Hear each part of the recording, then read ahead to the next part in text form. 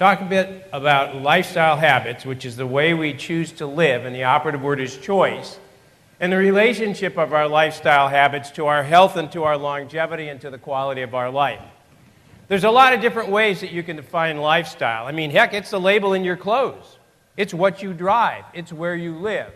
But from a health standpoint, it really comes down to the answer to 4 basic questions. What's my diet? What do I put in my mouth? That's a lifestyle choice.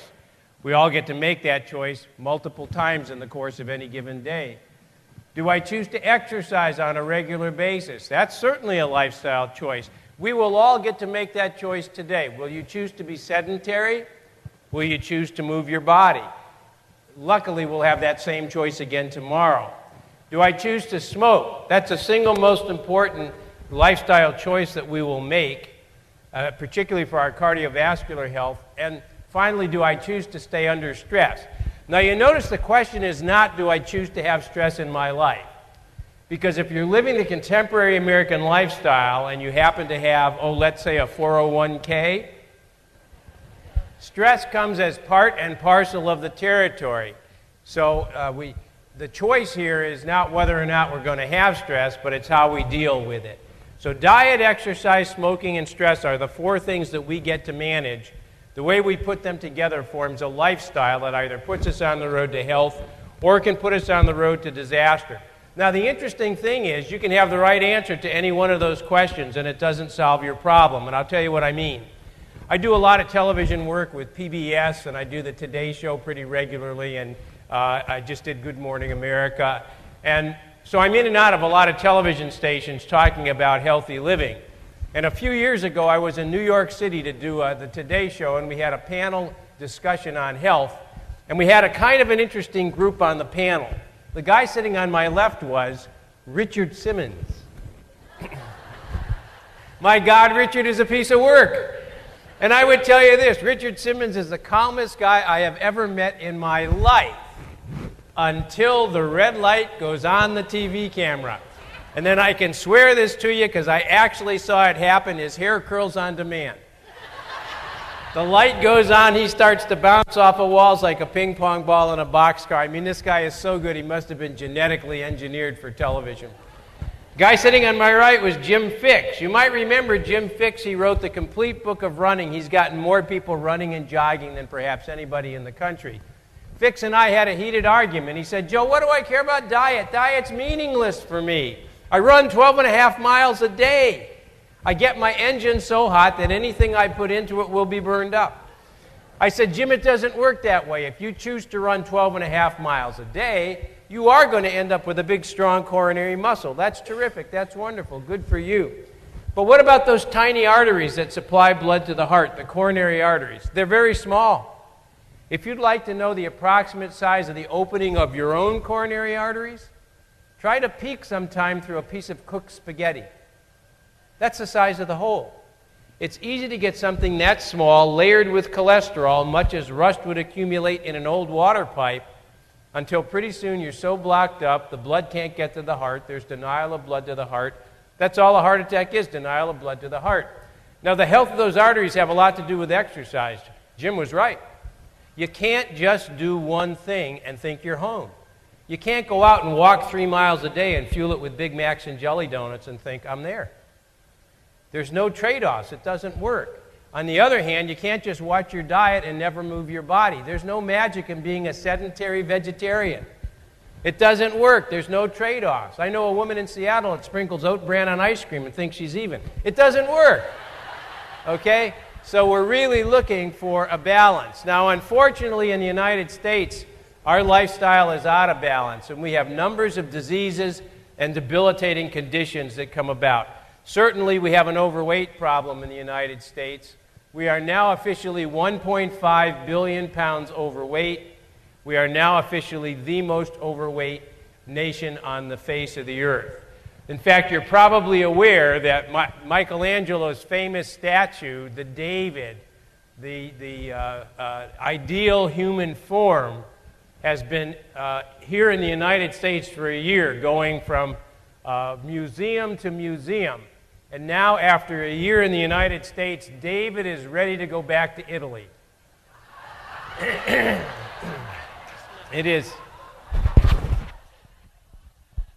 It is not a pretty picture.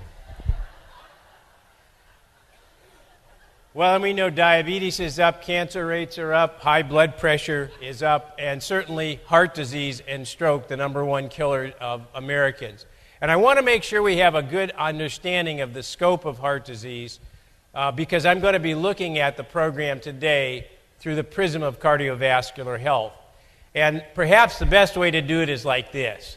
If I were to ask you to pick up USA Today and read the front page, just the front page for an entire year, and at the end of the year I came to you and I said, look, based on your reading of the front page of USA Today, tell me, how do Americans die? How do we die? Well, if you just read the front page of USA Today, you'd have to say, we die of AIDS, we're murdered, and we die in automobile accidents. Three very big problems, but let's try to give it a little bit of perspective. If you're an American, your chance of dying of AIDS is 1 out of 1,000,000. If you're an American, your chance of being murdered is 1 out of 10,000. Say, that's not a good number. Do you agree? I mean, I lecture all over the country, and wherever I use that example, I get this audible gasp of disbelief from the audience, with a couple of exceptions. I recently lectured in Detroit. They thought it was a great number. They said things are getting better. Your chances of dying on the highways of the United States, 1 out of 5,000. But your chance of dying of heart and blood vessel disease, and I mean everybody, young and old, men and women, everybody lumped together, because as far as I know, nobody gets out alive.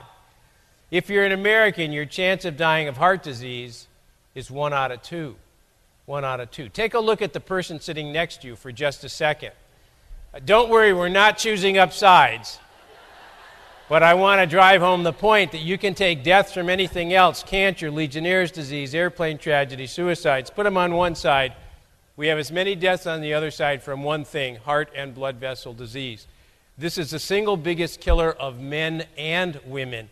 In fact, for the last 4 years in the United States, more women have died of heart attacks than men have died of heart attacks. So this is a problem for all of us. So, let's get to the root of what I want to talk about today. The thing that fascinates me is we know that stuff. You know that stuff. Everybody understands. Everybody has become literate about the relationship between lifestyle habits and health. We know the difference between an apple and a piece of apple pie. We know the difference between going out dancing and watching Dancing with the Stars. We get it. We understand it. Well, if we get it and we understand it, then has cognitive understanding led to behavior change? And the answer is no. The answer is something is getting in the way. For example, we know all about the food pyramid, but that's not the way we eat. This is the way we actually eat. This is one day in the dietary life of the United States. Doesn't look like much of a pyramid to me. We know about healthy eating. We don't practice it. Something gets in the way. What about exercise? Everybody exercises in the U.S. You can't buy a monthly magazine that doesn't have rippling abs on the front cover, doesn't have a Sports Illustrated model and about 4 inches of spandex looking really buff. Everybody exercises in the U.S. It's a myth. It's a myth. Americans do not exercise.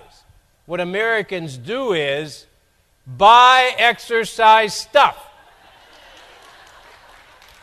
25% of all the shoes sold in the United States are athletic shoes. We put them on, we lace them up, we trot to the refrigerator. That's as far as we get. We know about healthy exercise. We don't practice it. Something gets in the way.